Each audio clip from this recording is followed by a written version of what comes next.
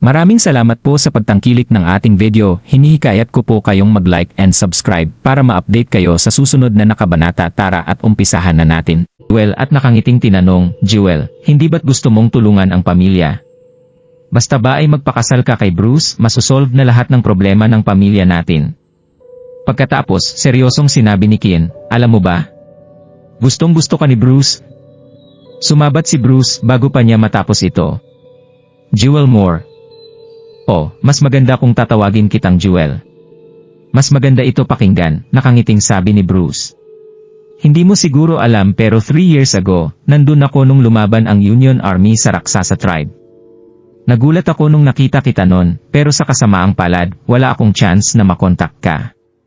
Pagkatapos matapos ng digmaan, lagi kitang naiisip araw-araw at gabi-gabi. Ang pinakamalaking pangarap ko sa buhay ay ikasal sa'yo at maging asawa ka. Sa huli, ngumiti si Bruce habang affectionate na nakatingin kay Jewel. Iniabit niya din ang kamay niya kasabay nito. Naloka si Jewel.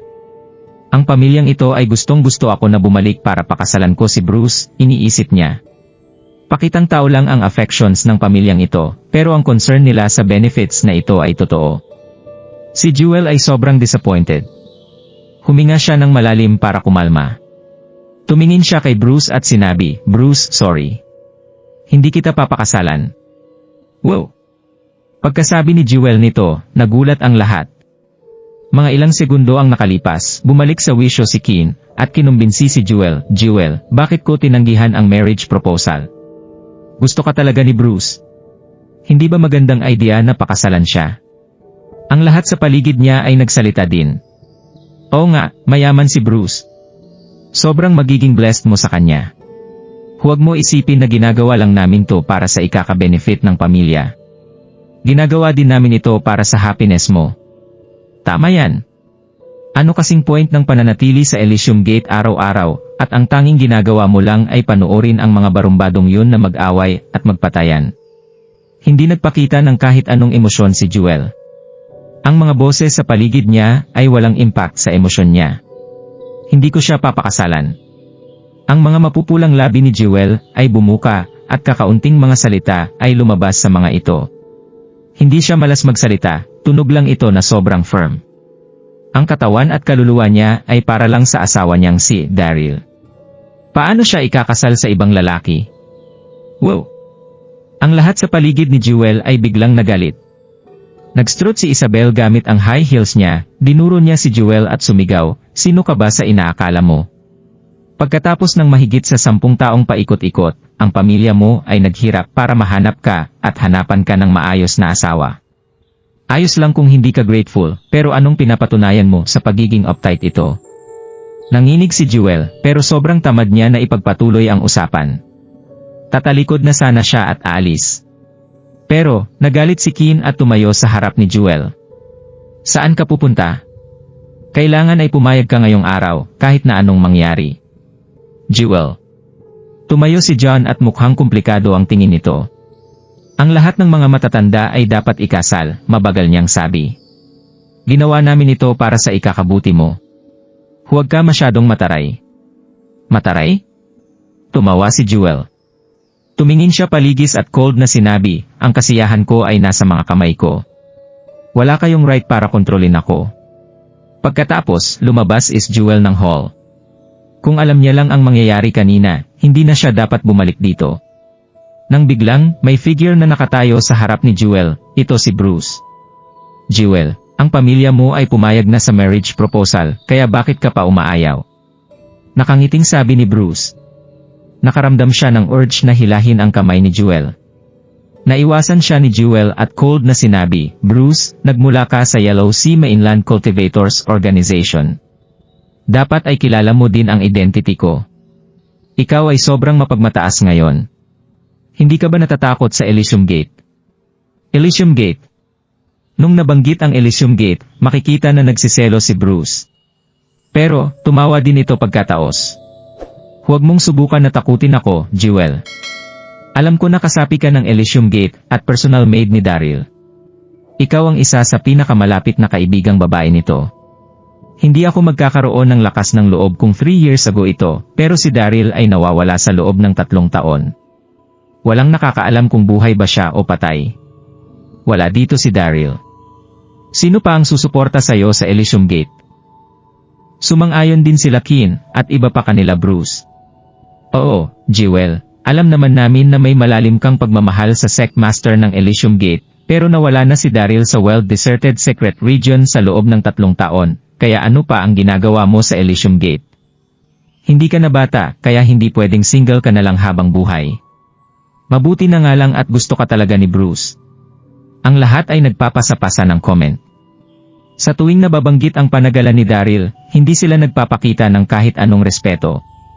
Kasama na dito si Bruce at ang mga taong ito ay hindi gagawin ito kung 3 years ago ito.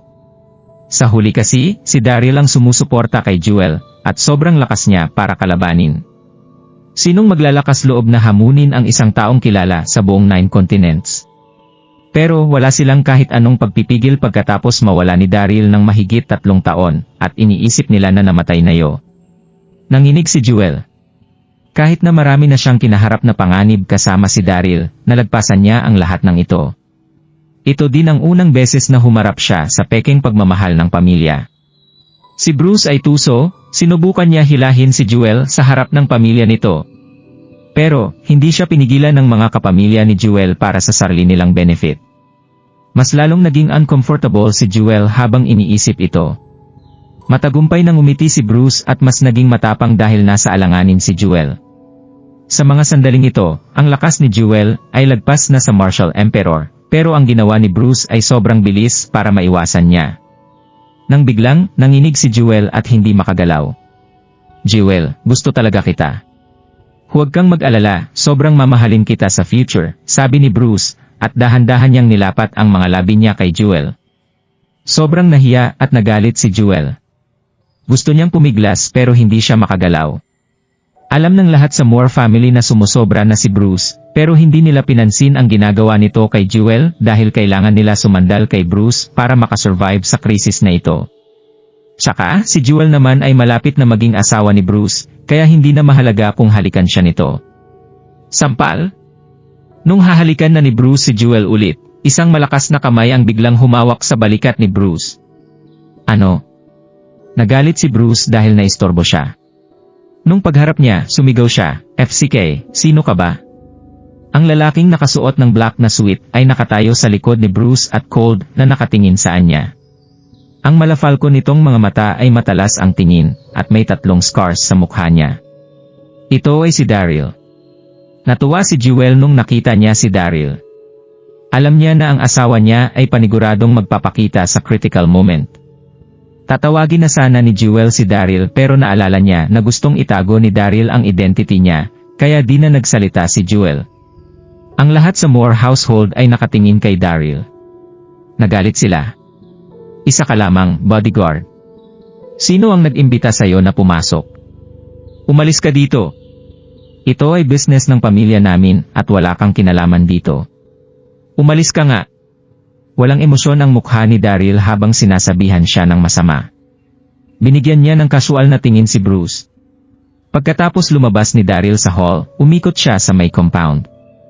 Siyempre, maraming lugar kung saan bawal ang outsiders, kaya naman bumalik siya sa hall. Pagdating niya, narinig niya na sumasagot si Jewel kay Bruce.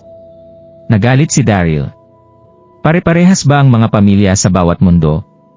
Bakit hindi kailangan nila i-compromise ang long-term happiness ng iba para sa pamilya nila? Ganito din ang trato ng London family kay Lily, at ganito din ang Moore family kay Jewel. Si Jewel ay paikot-ikot ng mahigit 10 taon, at wala siyang pagmamahal at kalinga ng isang pamilya. Kaya naman, napakawalang hiya na tratuhin siya ng ganito ng pamilya niya, hindi ba? Sa wakas, bumalik na rin sa wisyo si Bruce. Tinangkaran niya si Daryl at cold na sinabi, sino ka? Nakita na ni Bruce si Daryl dati, pero 3 years ago na ito. Pero ngayon, may scars na ito sa mukha, kaya sobrang ibang tao na ito ngayon kaysa dati. Cold na sumagot si Daryl, ang pumoprotekta kay Jewel. Nung mga sandaling yon, gusto na talaga ni Daryl ibunyag ang identity niya, Pero napag-usapan na nila ni Chester mga 1 oras lang ang nakalipas na itatago nila ang identity niya para imbestigahan ang Endless Skyway Organization, kaya nagtimpi siya.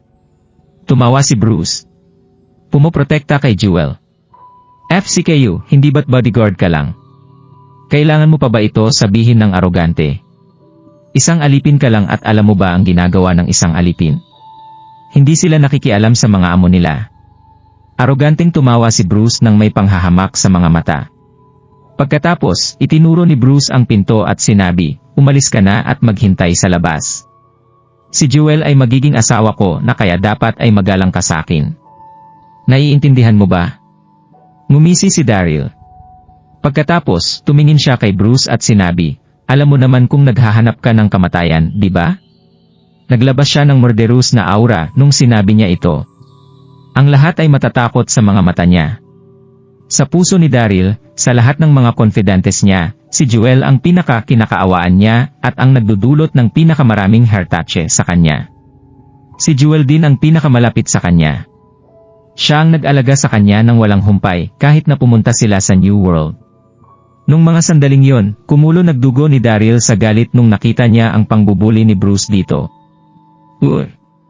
Nung mga sandaling yon, sila Bruce, Kian at iba pa ay nabalot ng takot nung naramdaman nila ang aura ni Daryl. Anong nangyari? Hindi ba't bodyguard lang ang lalaking yon? Paanong ganito kalakas ang aura niya? Ang lakas naman ng loob mo na magpakabayani sa harap ko. Sa tingin ko ay hindi mo alam ang sinasabi mo. Ang huling taong kumausap sa akin ng ganyan ay naipakain na sa mga aso. Mamatay ka, walang hiyang bastardo. Sigaw ni Bruce habang paatake kay Daryl. Gulong-gulo ang itsura ng Moore family nung nakita nila ang eksenang yon. Kahit na mukhang arogante ang bodyguard, sinusubukan lang naman nito na protektahan si Jewel. Hinihiling na lang nila na sana wag ito patayin ni Bruce. Pero, nakampante sila nung naalala nila ang identity ni Bruce. Siya ay isa lang na bodyguard. Walang pake ang Elysium Gate kahit na mamatay ito o hindi. Kalmadong ngumiti si Jewel. Si Mr. Daryl ay hindi mapapantayan na hero. Kaya naman, sobrang dali para rito na talunin si Bruce. Hindi na niya kailangan mag-alala. Bang! Sa isang iglap, ang auras nila ay yumanig dahil intense ang laban nila Daryl at Bruce. Sinadyang itago ni Daryl ang powers niya dahil gusto niya itago ang identity niya. Dahil kung hindi kakayanin ni Bruce ang isang attack mula kay Daryl dahil isa lamang siyang martial emperor. Kahit na, nagulat ang Moore family nung nakita nila ito. Na-realize nila nakapantay ng bodyguard si Bruce. Mas malakas pa siya kay Bruce na hindi makalaban. Bang! Sa huli, itinaas ni Daryl ang kamay niya at umatake. Pinatalsik niya si Bruce ng 1 meters palikod at napaiyak ito. Lumipad ito na parang isang sirangkite at bumagsak sa lapag. Ano? Paano nanalo ng ganun kabilis ang bodyguard? Ang buong main hall ay may nakakabinging katahimikan nung mga sandaling yon. Ikaw, pagkatapos ng mahigit sa 10 segundo, bumalik na sa wisyo si Kin. Tinuro niya si Daryl at parang may gustong sabihin. Pero, nung nakita niya ang namumulang mga mata ni Daryl, kagad niyang nilunok ang mga sasabihin niya. Tara! Hindi na nagsalita si Daryl. Dahil sa presensya niya, malinaw na nakita ni Jewel ang sitwasyon, at hinila niya ito habang papaalis. Nung mga sandaling yon, na-guilty si Daryl. Naisip niya kasi na kapag kinumbinsi niya si Jewel na bumalik sa pamilya nito, matatanggap na nito ang pagmamahal na hinahanap niya mula sa pamilya. Hindi niya inasahan na halos sirain nito ang innocence niya. Kasabay nito, nakahinga ng maluwag si Daryl. Mabuti na lang, sumama siya. Dahil kung hindi na niya ma-imagine kung ano pa ang pwedeng mangyari. HMM! Kakalabas lang nila sa main entrance ng Moore family nung biglang bumigay ang katawan ni Jewel. Halos bumagsak ito sa sahig. Mabilis ang reflexes ni Daryl. Kaagad siyang sinalo nito at nag-aalalang tinaong, anong nangyari? Ang magandang mukha ni Jewel ay namula habang nasa mga bisig ni Daryl at nararamdaman ang aura nito. Napakagatlabi siya at mahinang sinabi, gusto ko na umangat sa susunod na level. Ang internal energy sa internal field ko ay medyo nagulo nung tinusok ni Bruce ang mga acupoints ko. Na-sense ni Daryl ang powers nito nung narinig niya ito, at totoo ang mga sinabi ni Jewel, ang internal energy niya ay nagulo.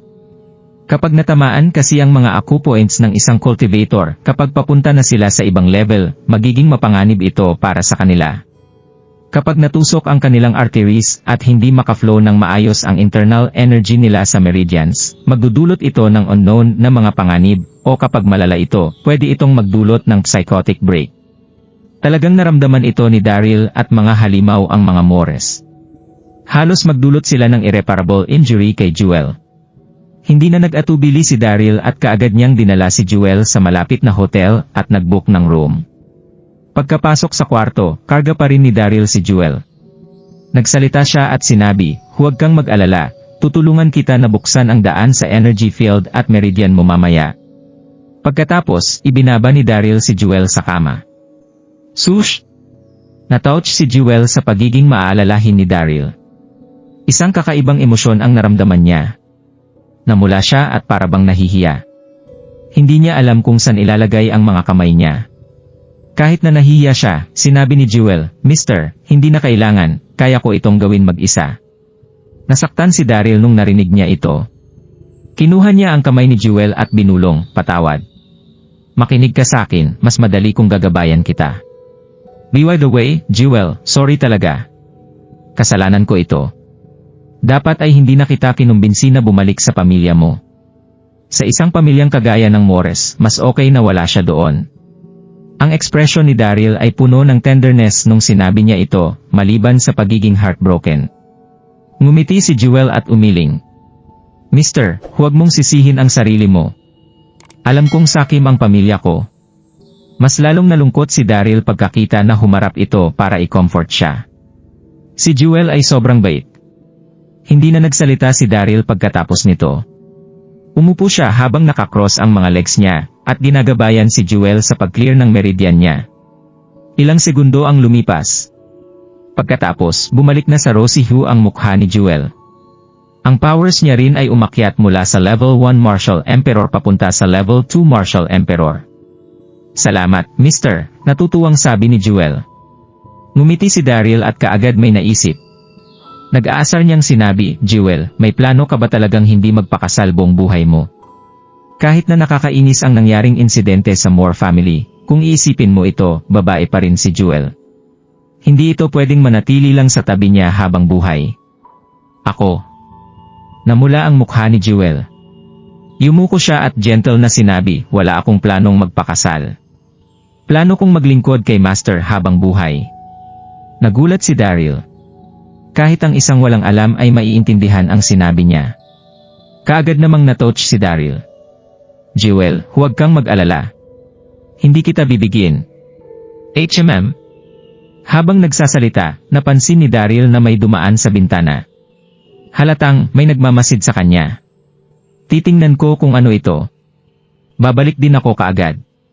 Pagkatapos, humalik si Daryl sa pisngi ni Jewel at kaagad lumabas. Nung mga sandaling yon, namula ang mukha ni Jewel. Kinilig si Jewel nung nakita niyang papaalis si Daryl. Nagsalubong ang mga kilay ni Daryl at tumingin sa paligid paglabas niya. Napansin niya na may ilang mga tao ang biglang naglaho sa gabi. "FCK? Sino sila?"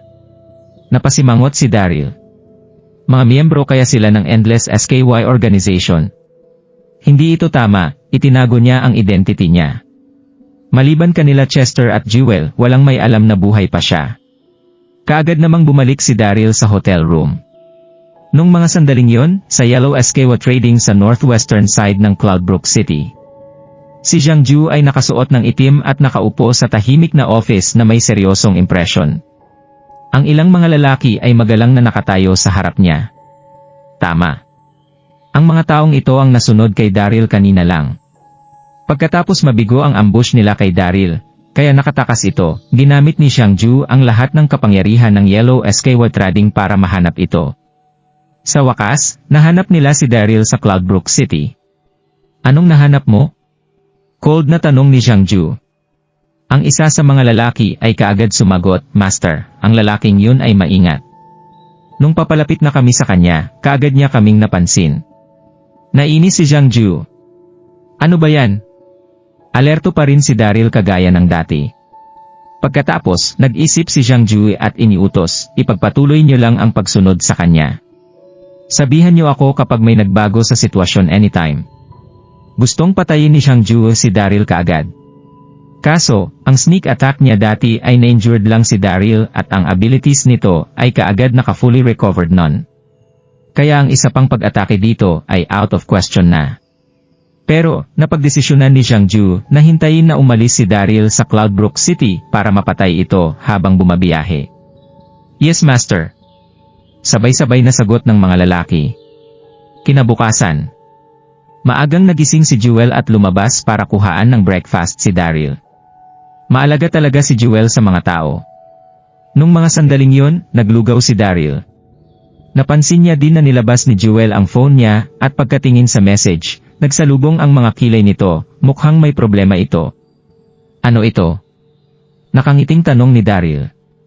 Napabuntong hininga si Jewel. Kakatext lang sa akin ni Uncle, at sabi niya, katapusan na ng pamilya namin. Gusto niyang tulungan ko sila. Gugustuhin pa rin ba niyang tulungan sila?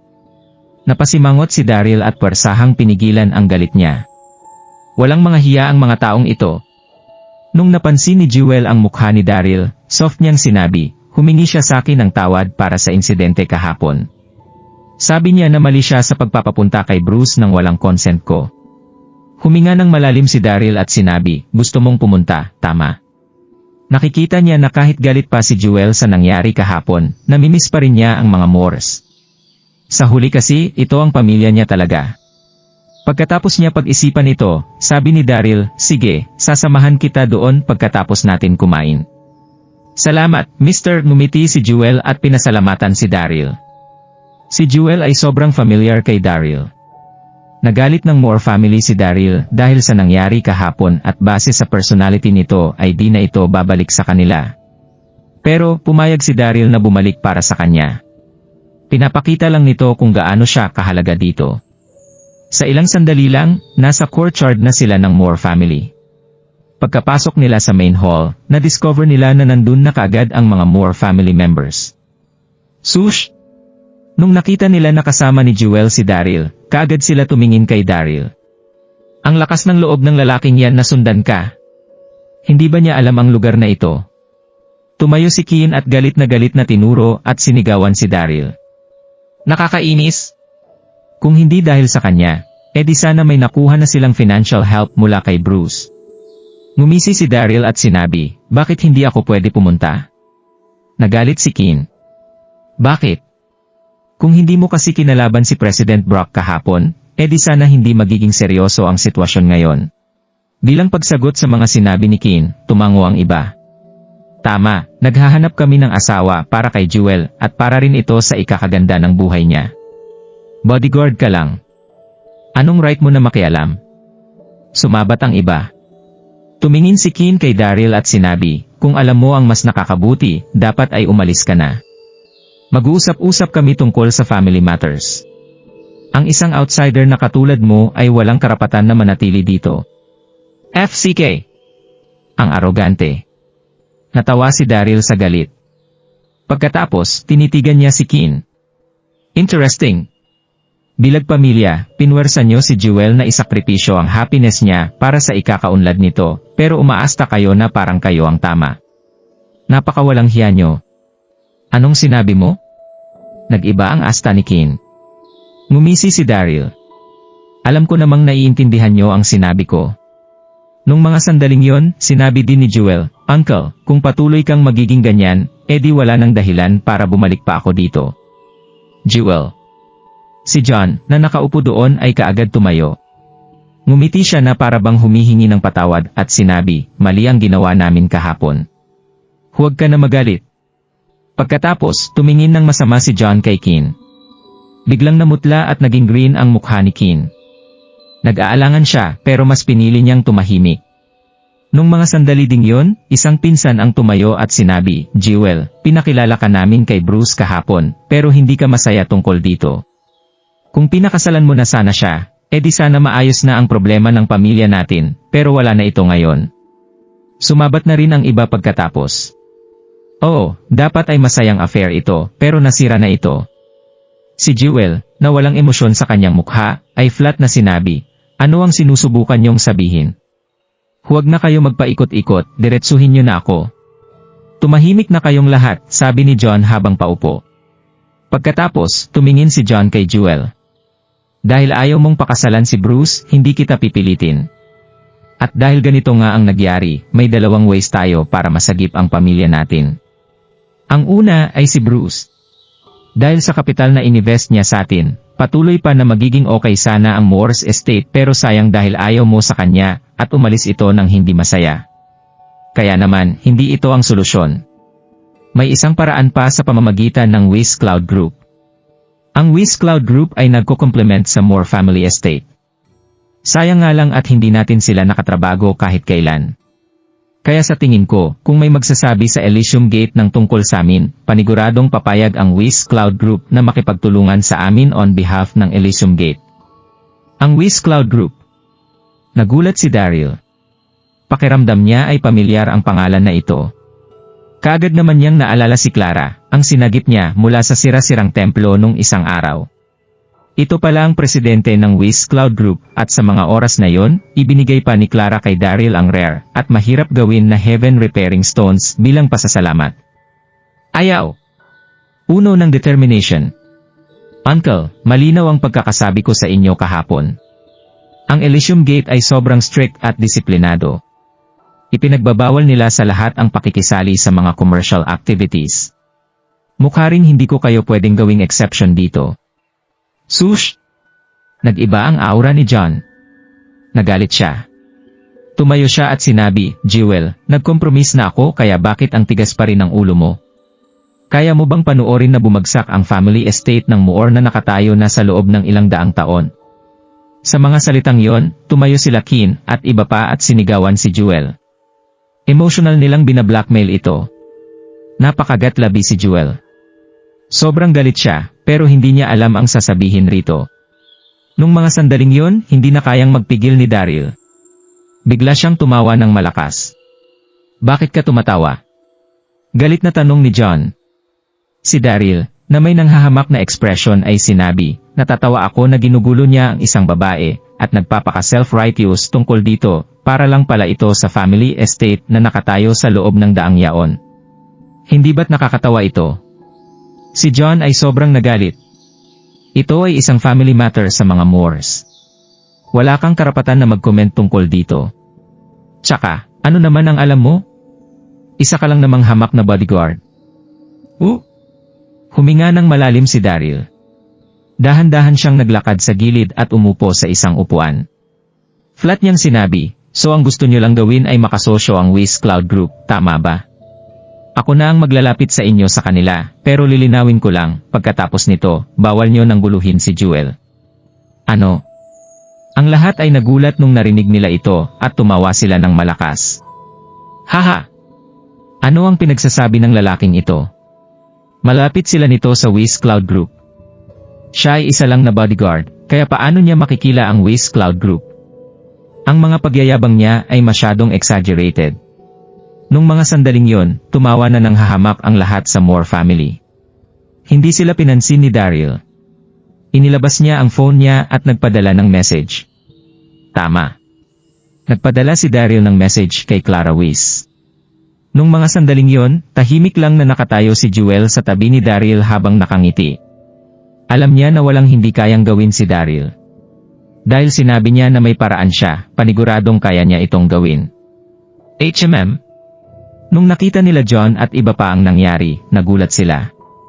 Pakiramdam nila ay may mali. Bodyguard ba talaga ni Jewel ang lalaking yon? Bakit si Jewel ang nakatayo pero nakaupo ang lalaking yon? Sir, ang president ng Wiz Cloud Group ay nandito. Nung mga sandaling yon, may sumigaw mula sa labas ng main hall, at natigil ang mga pagsususpetsa ng lahat. Pagkatapos, nagulat silang lahat. Kaagad tumayo si John. Ilang saglit lang, isang petite na figure ang dahan-dahan na naglalakad, may kasama itong dalawang lalaki na nakasuot ng black. Ito ay si Clara Wiz. Nakatanggap siya ng message mula kay Daryl at na-curious siya tungkol dito. Hindi siya nag-atubili na pumunta agad doon nung nalaman niya na si Darren Derby ang sumagip sa buhay niya. President Whis, welcome, welcome. Ikinalulugod ng Moore family na nandito ka. Ngumiti si John at naglakad papaharap, magalang siyang binati nito bago i-stretch ang mga kamay niya. Pero walang intensyon si Clara na makipag-shake hand sa kanya. Diretso itong pumunta kay Daryl. Darren, ang savior ko. Ikaw nga ito. Excited na ngumiti si Clara. Kung wala lang tao sa paligid, paniguradong niyakap na niya si Daryl. Nung natanggap niya ang message ni Daryl, nagduda pa si Clara tungkol dito pero natutuwa siya na nakita niya ito ng personal. Ano? Savior? Nagulat ang lahat. Tulala silang tumingin kay Daryl at walang masabi. Hindi ba't bodyguard lang siya? Kaya bakit magalang ang president ng Whis Cloud Group sa kanya? Nung mga sandaling yon, sa streets sa labas ng courtyard ng Moore family, isang lalaki ang nakatago sa likod ng puno habang pinapanood ang nangyayari. Pagkatapos, naglabas siya ng phone at may tinawagan. Master, ang target natin ngayon ay ang Moore family. Tsaka, ang president ng Whis Cloud Group ay nandito. Siya ang hinahunt natin dati. Interesting. Ngumisi si Jiang Ju na nasa kabilang linya. Mukhang na kay Daryl ang antike na item. Tama. Si Jiang Ju ang nagpadala ng mga assassin para patayin si Jeffrey Whis. Ilang sandali lang ay may iniutos ni Jiang Ju, panoorin mo sila ng maigi. Pagkaalis ni Clara, patayin niyo siya. Pagkatapos, palabasin niyo si Daryl. Tutal mahilig naman siya makialam sa problema ng iba. Bibigyan ko siya ng chance para gawin ito. Yes, Master. Hindi nagtagal, nagtago ang ilang mga assassin sa paligid ng ginagamit na ruta papunta sa hangganan ng Cloudbrook City, dahil ito sa ginawang setup ni Jiang Ju. Samantala, sa pamilya Moore. Pumirma si Clara ng isang kontrata kasama ang pamilya Moore nang dahil sa naging request ni Daryl. Kasalukuyang naging kakaiba ang ginagawang pagtingin ng pamilya Moore na nasa main hall kay Daryl. Nagulat ng husto ang mga ito sa ginawa ni Daryl. Isa lang siyang bodyguard pero nagawa nitong magpakita ng ganito katinding mga koneksyon. Masyado nang matindi ang personal na pagimbita sa pinuno ng Whis Cloud Group. Siguradong walang kahit na sino ang maniniwala rito nang hindi ito nakikita ng sarili nilang mga mata. Hindi na nagawang makipag-usap sa kanila ni Daryl. Sumenyas na ito kina Clara at Jewel na umalis kasama niya. Bago pa siya umalis, tumalikod si Daryl para tingnan si John at ang mga kasama nito. Siguradong makakalabas na ang pamilya mo sa krisis na ito. Kaya siguraduhin mo na magpapakatotoo ka sa iyong mga sinabi. Wala nang kahit na sino ang manggugulo kay Jewel. At pagkatapos ay kaagad na pinangunahan ni Daryl sina Jewel at Clara paalis sa main hall. Mr. Darren. Nang makalabas, nasasabik na sinabi ni Clara na, natutuwa akong makita kang muli. Kumain naman tayo ng magkakasama. Ngumiti naman si Daryl at magalang na tumanggi rito. Hindi mo na kailangan pang bumawi. Mayroon pa akong mga kailangang gawin. Mukhang mayroong pumasok na bagay sa isipan ni Daryl. Dito na niya binalaan si Clara ng, MS Clara, hindi naging ligtas ang Cloudbrook City nitong nakaraan. Kaya mas maigi kung hindi ka muna aalis sa lugar na ito. Manatili ka muna rito ng 2 pang mga araw bago ka umalis. Hindi maipaliwanag ni Daryl ang nangyayari pero malakas niyang naramdaman na mayroon hindi magandang mangyayari sa kanila. Hindi rin maganda kung papupuntahin niya si Clara ng mag-isa roon. Sa bagay, katatanggap-tanggap niya lang sa mga heaven repairing stone na nagmula sa ama ni Clara. Kaya isa lang itong maliit na bagay para makabawi sa ginawa nito sa kanya. Pagkatapos mamatay ni Jeffrey, siguradong si Clara na ang susunod na target. Magaling? Sabi ni Clara habang nagdidilim ang kanyang mukha. Tumango ito at sumagit ng, papakinggan ko ang mga sinabi mo. Nagpaalam si Clara kay Daryl bago makapaghanap ng isang hotel sa gitna ng syudad na kanyang matutuluyan ng pansamantala habang kasalukuyan pang mainit ang tensyon sa paligid. Mr. Kaalis-alis lang ng 2 noong magtanong si Jewel ng, dapat na po ba tayong magpatuloy sa pag-iimbestiga sa Endless Skyway? Tumango naman dito si Daryl. At pagkatapos ay nag-isip ito ng malalim bago sumagot ng, huwag mo na akong tatawaging Mr. mula ngayon. Darren ang pangalan ko. At ako ang iyong nakatatandang kinakapatid. Hindi niya maaaring hayaan na malaman ng kahit na sino ang tunay niyang pagkakakilanlan matapos niya itong itago sa lahat. Matalino si Jewel kaya agad niyang naintindihan ang ibig sabihin ni Daryl. Kuya, Darren, nakangiti nitong sinabi. Dito na inisip ni Jewel ang isang bagay bago magpatuloy sa kanyang pagsasalita. Alam ko kung nasaan ang branch hall ng Endless SKY dito sa Cloudbrook City. Halika na. Ngumiti at tumango rito si Daryl habang hinahayaang manguna si Jewel sa kanilang paglalakad. Habang naglakakad, nakakita si Daryl ng isang tindahan na nagbebenta ng mga candy na gawa sa Hawthorns. Kaya agad na bumili ng isa si Daryl para kay Jewel. Naalala pa rin ni Daryl na gustong-gusto ito ni Jewel noong una niya itong makilala. Salamat. Nadala rito ng husto si Jewel. Nagdalawang isip siyang kainin ang candy na ibinigay ni Daryl habang nagmumukhang cute at charming sa harapan nito. Pagkalipas ng ilang minut, nakarating ang dalawa sa isang maliit na eskinita. Itinuro ni Jewel ang isang shop na walang kahit na anong karatula. Ito na yon, Kuya Darren. Nagpadala noon si Kuya Chester ng isa sa kanyang mga tauhan para i-check ito. Nabahala si Chester ng husto sa mabilis na paglaki ng Endless SKY organization.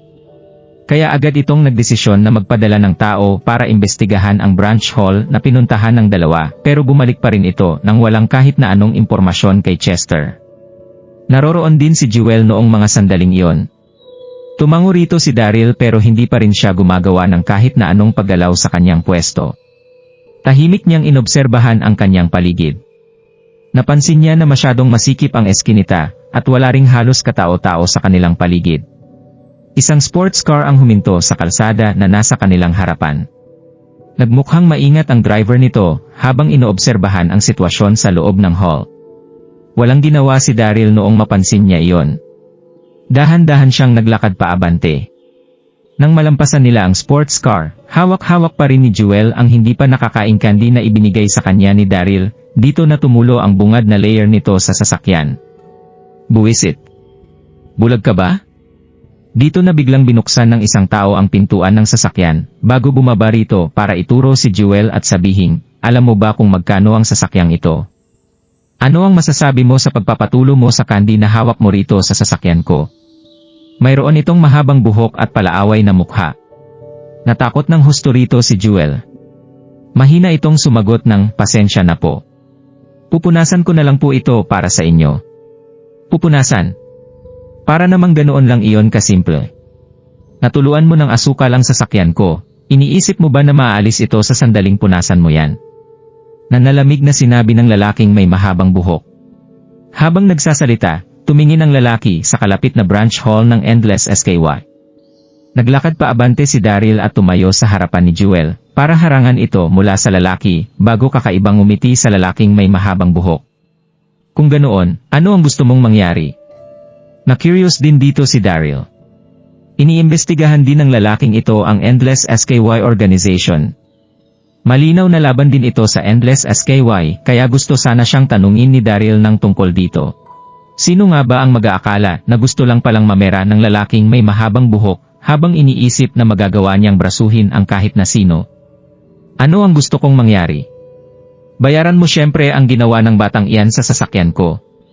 Sigaw ng galit na lalaking may mahabang buhok.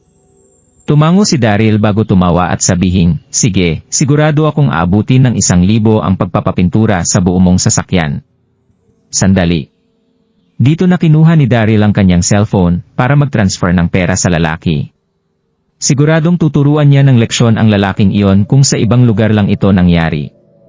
Pero gustong mag-imbestiga ni Daryl sa Endless SKY organization noong araw na yon, kaya ayaw na niya sanang magpaabala ng masyado sa lalaking may mahabang buhok. At higit sa lahat, gusto ring kumuha ni Daryl ng impormasyon mula rito. 1,000. Kumislap ang mga mata ng lalaki nang makita niyang makipag-cooperate si Daryl. Malisyosong ngumiti ang lalaki at nanalamig na sinabing, iniisip mo bang sapat na ang 1,000 para tumigil ako? Iniisip mo rin ba na nanghihingi lang ako as ayo ng pangmeryenda? Hayaan mong sabihin ko sa'yo na hindi ako aalis dito hanggat hindi mo ako nabibigyan ng $1,000. Ano? $10,000. Dito na tuluyang nagalit ang kasama niyang si Jewel. Huwag na huwag kang magpapatake advantage sa kanya. Napakunot na rin ang noo ni Daryl sa kanyang mga narinig. Dito na nagpakita ng pagkainis ang kanyang mukha. Hinuhututan mo ba kami? Hindi ba't masyado ng malaki ang hinihingi mo? Hindi kita kaibigan, kaya itigil mo na ang ginagawa mong pakikisama sa akin. Naramdaman ng lalaki na para bang siya ang naagrabyado sa mga sandaling ito. Hayaan mong sabihin ko sa'yo na kabibili ko lang sa sasakyang ito. Ilang araw ko pa lang itong ginagamit nang sirain nyo ang pintura nito. Kaya tigil-tigilan mo na ako sa mga kalokohan nyo. Ibigay nyo na lang ang pera kung ayaw niyong magsisi sa huli. Paano kung ayaw ko? Bahagyang tumawa si Daryl habang nanlalamig na sinasabi ang bagay na yon.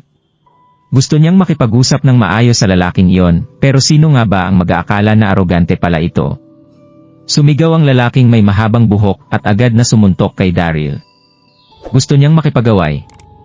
Suminghal si Daryl bago hawakan ang braso ng lalaki, at pagkatapos ay agad niya itong nilagyan ng puwersa. Thud.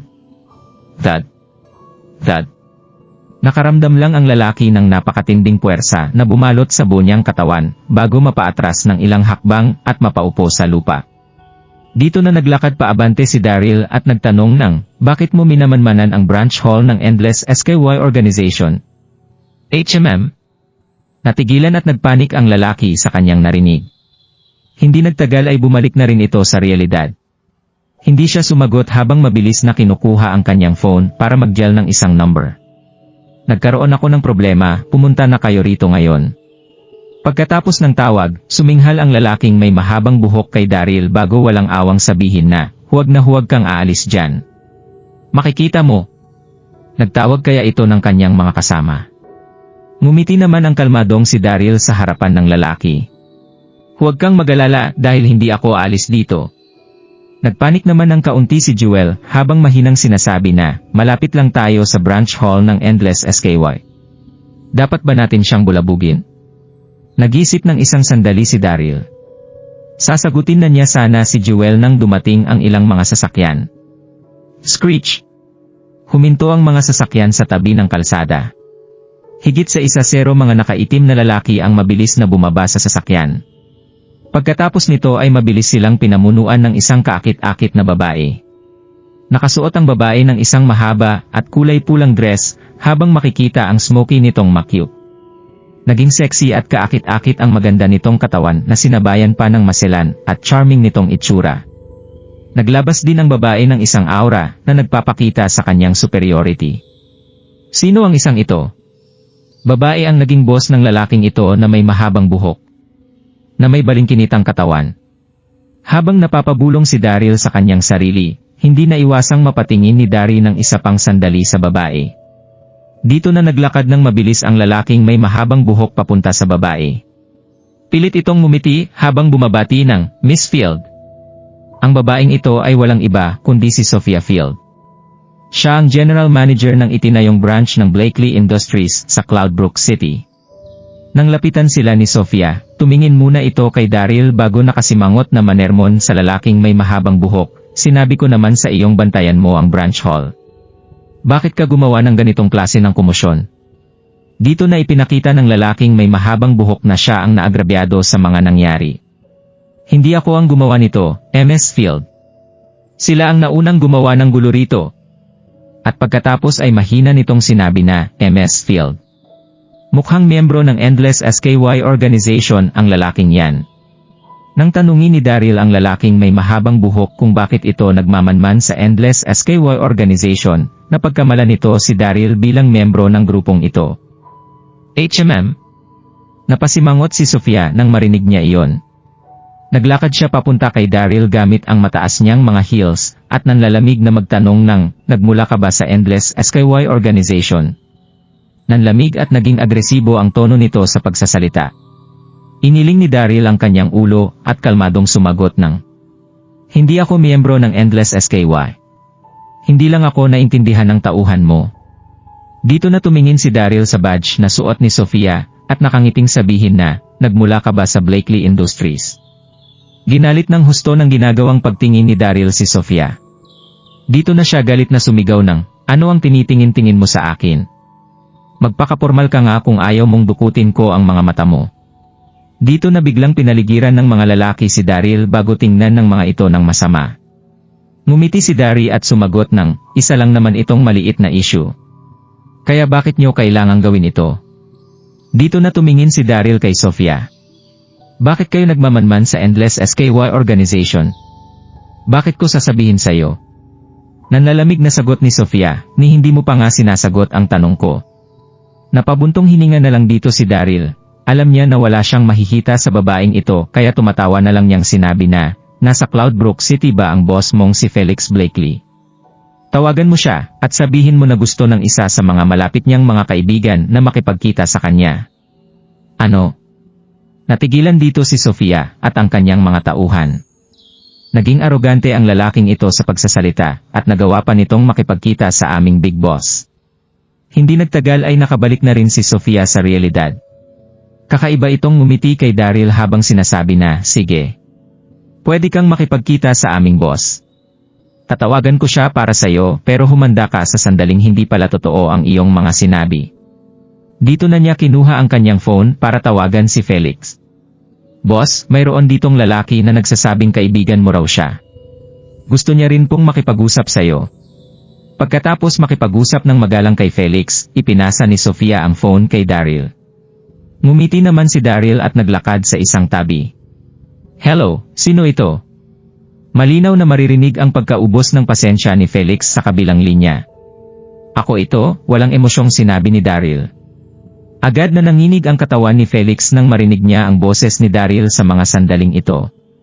Kuya Daryl, ok ka lang ba? Maraming tao ang nagsasabi na may hindi raw magandang nangyari sa iyo, 3 taon na ang nakalilipas. Saka na natin yan pag-usapan. Nasa Cloudbrook City ako ngayon ng Yellow Sea Continent para imbestigahan ang Endless SKY Organization. Oo nga pala, huwag mong sasabihin ang tunay kong pagkakakilanlan sa kanila. Naiintindihan ko. Pagkatapos niyang bigyan ng ilang mga instruction si Felix, ibinalik na ni Daryl ang phone kay Sofia. Boss, ang lalaking ito ay... Manahimik ka. Ano ang ibig mong sabihin sa mga sinabi mo? Isa siyang importanteng bisita. Kaya sasagutin mo ng totoo ang bawat tanong na itatanong niya sa iyo. Umalis ka na lang sa kumpanya ko sa sandaling magpatumpik-tumpik ka sa ibinigay kong trabaho sa iyo. Nanginig ang buong katawan ni Sofia habang natutulalang tinitingnan si Daryl. Naguluhan ito ng husto sa mga nangyari. Siya ba talaga ang importanteng bisita ng kanyang boss? Pagkatapos ibaba ang tawag, napakagat si Sofia sa kanyang mga labi at naglakad papunta kay Daryl gamit ang kanyang high heels. Pasensya ka na sa naging trato ko sa iyo kanina. Ano? Dito na naguluhan ang mga tauhan ni Sofia kasama ang lalaking may mahabang buhok. Si Sofia ang isa sa pinakamalalakas na babae sa Blakely Industries. Isa siyang diyosa para sa karamihan ng mga tao. Ang sinumang makakakita sa kanya ay agad na gumagalang kay Sofia pero hindi nila inasahan na yuyuko ito sa harapan ni Daryl. Ngumiti naman si Daryl habang ikinakaway ang kanyang kamay. Okay lang. Hindi mo na kailangang gumalang ng ganyan. Tatanungin na lang kita, anong atraso ng Endless SKY Organization sa Blakely Industries? Bakit ka nagpadala ng mga tauhan para magmanman dito? Napakagat si Sofia sa kanyang mga labi. Gusto niya sanang sabihin ang isang bagay pero kaagad niyang pinigilan ang kanyang sarili. Kaagad namang naintindihan ni Daryl ang ibig nitong sabihin. Dito na niya sinenyasan si Jewel na sumakay sa sasakyan. Kung nagustuhan mo ang mga ganitong video, huwag mong kalimutan mag-like and subscribe. Panoorin mo na rin ang mga naunang kabanata para lalong maubos ang oras mo.